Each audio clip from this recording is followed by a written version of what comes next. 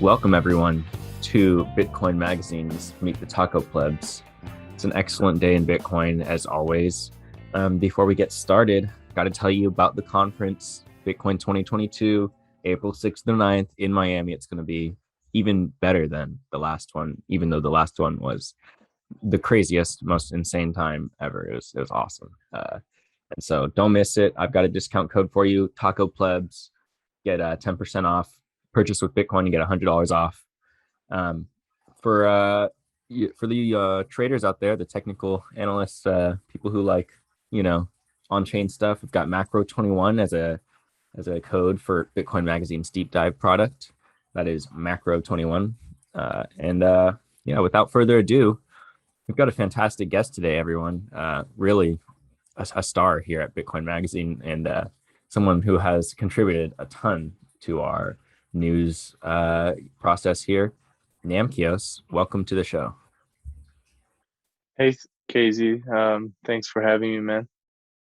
Yeah. Namcios, you had to have seen him if you're watching this video. You had to have seen his articles because he is on our website daily, grinding out the news. Fantastic reporter, really goes the extra mile.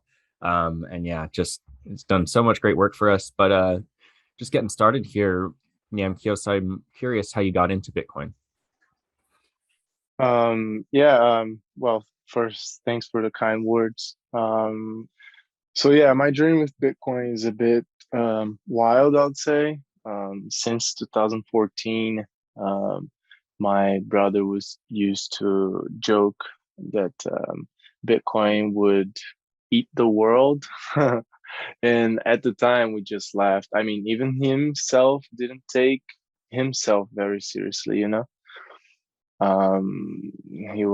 He had like some ANCAP inclinations and then found out about Bitcoin, some groups. And I really wish, and he does too, that we would have like studied it back then. But then on and off, but I didn't take my deep dive into Bitcoin until 2020. So yeah, not a long time ago. Yeah, well, many people wish they had gotten into Bitcoin earlier, but that's interesting, ANCAP. I think I've not heard that source of like interest in Bitcoin yet on this show. Um, but it makes sense. I think it really Yeah, is. I mean, Yeah, go ahead. in yeah, it's just because like it's so last year, like all that like money printing and all, it really like pushed me to learn about like what money was because um I couldn't help myself but to not be curious. Curiosity was like really huge about like what is money? Why are they printing more of it? Can they do that in the first place? I used to assume that like money printing had like a schedule or something. But yeah, I mean, after the last year, it became clear to me that it was just at a whim of some regulators. And then that drove me crazy for a bit. And I naturally landed on Bitcoin, and yeah, down the rabbit hole ever since. Yeah, well, it's natural, I think, to wonder why do some people have money, uh, and why do some people not? And how can we how come governments seem to have so much money and power, and how come people who aren't, close to the government don't? I think just in the recent years, it's just become even more apparent.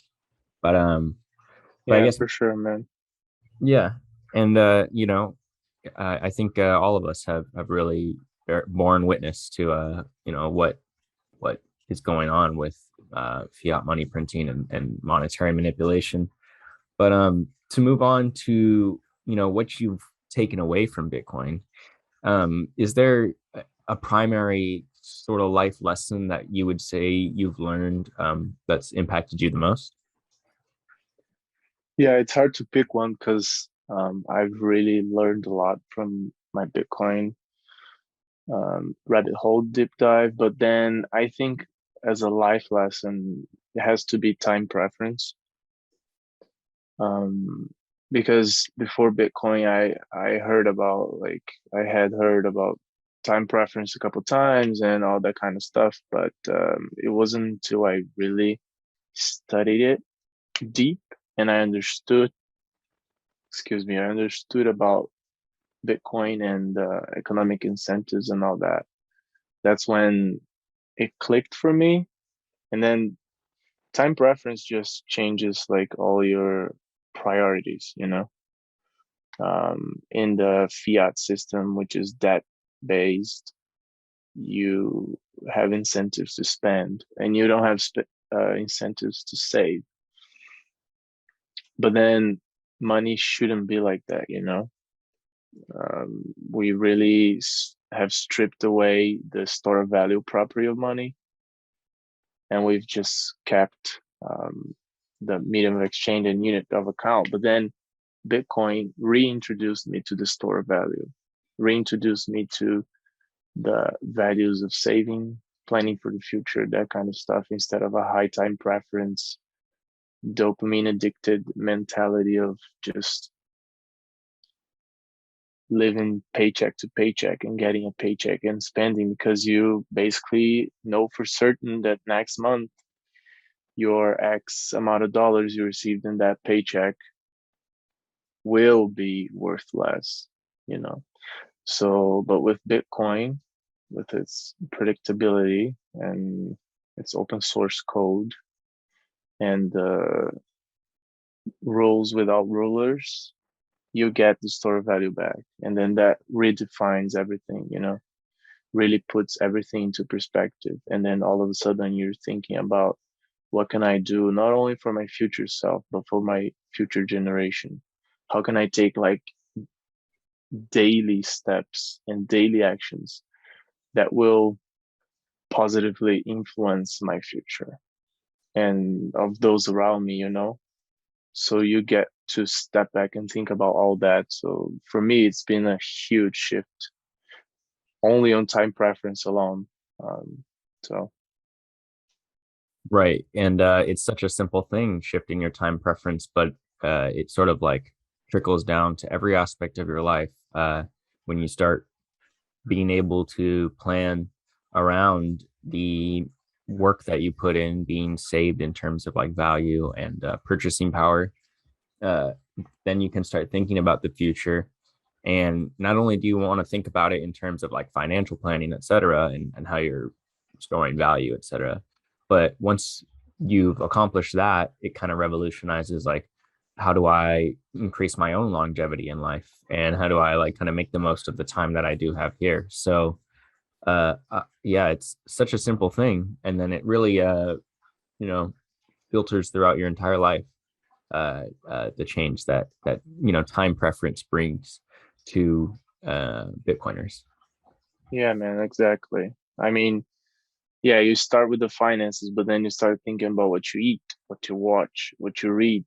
Um, if you're gonna walk or take a bike, if you're gonna take a car, like all those simple things. And of course, there's no like total low time preference mentality, you know, because you got to take some actions in the present for the present's sake. But Mhm. yeah, it's completely like that. It just starts like shifting everything. It's insane, man. It's simple, yes, you're right. It's simple, but it's also not easy, you know.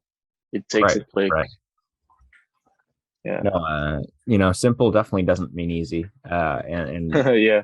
the impact that Bitcoin has on people's lives isn't always necessarily easy. It's just the, long-term low time preference impact. And yeah, once you change the money that you consume, every, downstream consumption changes too. So it's definitely a major impact.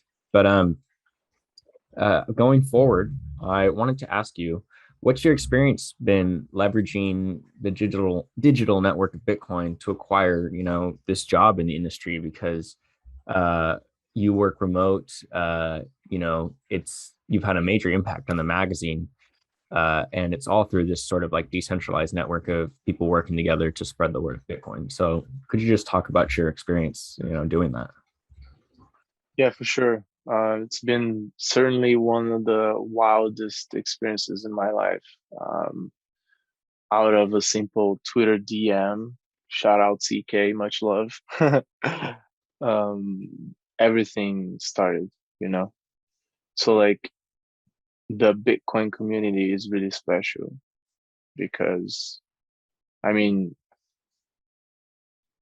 if you think about it, it's basically cold calling, but I was given an opportunity, and it was because of the nature of Bitcoin, as you said, like the distributed nature, the digital nature, which allows me to have a better opportunity to have a better quality of life and to do what I love, which I never grow tired of appreciating, you know? So yeah, man, I don't even have too many words for it because it's just been really wild and it's been amazing. Growing more connected to the Bitcoin magazine and BTC Inc. teams. These hustlers, man, they inspire me, you know. Uh, Also shout out Chihuahua for all the mentoring. Taught me so much. And yeah, man. Now I was like working with Nick and Alex and Rizzo like day to day. We even worked a few times together too. Yep, yep. And yeah, man, everybody on that magazine just inspires and everybody's hustling to drive true information forward, you know, just separating signal from noise. That's the big thing. And it's been an honor to be able to help um, spread quality things, you know, because I think that today, fiat world, same vibes, but there's a lot of misinformation. There's a lot of scams. There's a lot of high time preference rug pulls driven kind of thing. So being able to hone on what matters and to deliver quality content to people is priceless. And yeah, really honored. Yeah, well, I mean, I'll say thank you for everyone mentioned there, but it's fantastic to work with you as well. But yeah, the most amazing thing about Bitcoin is that someone who's hungry and knows about Bitcoin and is not, has this knowledge and skill like yourself can rely on your proof of work. Literally, like the work that you submitted us was good, so we continued forward in our relationship, and that was it. The proof of work for Bitcoiners is enough. It's not based on credentials or previous Yeah, man, experience. that's And for sure. Proof of work, like it's such a narrow thing if you think about the network, but if you apply again, I think that most parts of Bitcoin is like that. Like as you're making that bridge, just going off of that because Bitcoin stuff are just like so singular and particular, but then when you apply to broader aspects of life, it's exactly like that. So if you take the proof of work, um, people don't care if you have a degree, if you have a PhD, as people oftentimes just joke about, but that's it. Can you do the job? Yes, then you're hired. Can you do the job? No. So try again, acquire the skills, use the tools, all that kind of stuff. And it's beautiful, man. Proof of work is beautiful because you don't need big indications. You don't need to be close to the money printer, as you were saying earlier. Um, so yeah, yeah, the shining aspect of Bitcoin proof of work, but and it really shows itself in all aspects of the network. But moving forward, I guess, there's so many things going on. I guess I would ask you, what are you most looking forward to in the Bitcoin space? Because we have, much to be excited about. yeah, it's hard to pick. But I would say like now November just started, so it has to be Taproot Schnorr because the more I learn about it, the more mind blown I get, and it holds a lot of future, man, for real. And like just Schnorr by itself is already big, and then you add in Taproot, and then things just compound, and I can see the Lightning Network just like on steroids after that, multi-sig, all that kind of stuff. And things are getting easier to use, but complex on the back end. And that's the true combination. Network has already like tripled in Bitcoin capacity this year alone. So when you put the steroids of Taproot and Schnorr into Lightning Network, I mean, I cannot even imagine, all the possibilities. So I'm really excited about that. And yeah, maybe 2 weeks away. It's going to be massive. True Bitcoiner answer. Taproot and Schnorr. It is something to be excited about. It is a major soft fork, so it's excellent to see lively development on Bitcoin, like the strongest development possible. Uh, and I mean, the network incentivizes it by its own right. We don't even need to. I mean, these people get donations and stuff, but those donations are incentivized by people who own Bitcoin and therefore participate in the network and have a stake in it, etc. In like this big loop. We get these awesome developers who create fantastic, software additions to Bitcoin Core. So yeah, definitely excited for Taproot Schnorr. I guess moving on to a more uh, mainstream or fiat subject, though, I do have to ask about the price prediction for the end of this year and the end of 2030, and be sure to be bullish. Yeah, I mean, one can never be bullish enough, but to answer with another question, what's the point of the price when it's based on dollars? Like again, does the dollar have any value now? Yes, a little bit. Will it have any value by the end of the decade? I don't know. I doubt. So like by the end of year, okay, I could see 300K or 400K. But then by the end of the decade, I don't think it matters too much, because Mhm. it could be like 2 million, 5 million, 10 million. All of these are plausible. But again, are we talking about $2021? Are we talking about $2019? Are we talking about $2030? Because if we're talking about $2030, I think it go can go way beyond that. So yeah, I think just to spur some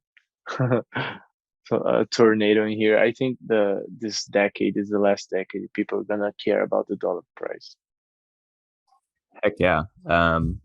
I mean, that's as bullish as it gets, and I'm pretty inclined to agree with you. I increasingly hear, that people don't believe uh, the dollar is capable of existing, within the next 5 to 10 years, at least as we know it right now. Um, so I think, with Bitcoiners, obviously the dollar confidence has dropped to zero, but for I think the general public really is I think it's becoming more obvious that prices are more easily, they can jump very quickly, and there's nothing anyone can do about it. Like uh Yeah, supply chain, what have you.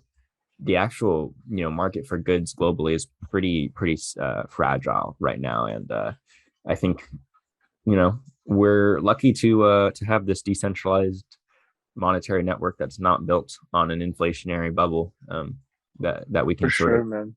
store our value and save ourselves pretty much. Yeah, because like when you think about it's like kind of like thank God for Bitcoin and also thank God money velocity has been dropping because like otherwise inflation would be like well into the two-digit territory. We just had September be like the highest annual inflation record in 30 years or something. And So that's by in the their metric. US, yeah, exactly. Which is pretty convenient if you ask me to have my own metric for being the government to measure inflation. But again, and then yeah, man. I mean, people, and by people I mean very specific people, keep saying like inflation is transitory. Mhm. It's been transitory since 1971, you know. So Mhm. like people don't buy that anymore. You see figures just like Jack Dorsey. Yes, he's a Bitcoiner, but he's like CEO of two mainstream big companies in like social media and finance. And he's saying hyperinflation is just around the corner. And that would not be pretty to see. And I think we are heading towards that. And I thank God for Bitcoin, as Cynthia Loomis said, because now we have an option, you know, to store money on something that they cannot like print more of on a whim, just like last year and all of this year. So yeah, man, really grateful. I think I would be really pessimistic about the world if Bitcoin did not exist, to be honest. So Yeah, I agree with you. Uh, yeah, totally. To end us off on a lighter note, uh, go get your Bitcoin 2022 tickets, Taco Plebs, 10% off. Again, that code is Taco Plebs. No space. We'll have it in the description. Macro 21, no space as well for that for the deep dive subscription discount. Thanks for joining us, Namcios. It's been fantastic. yeah, thanks for having me, man. Always a pleasure. Thanks everyone for listening, and be sure to check out the next Meet the Taco Plebs. See you later.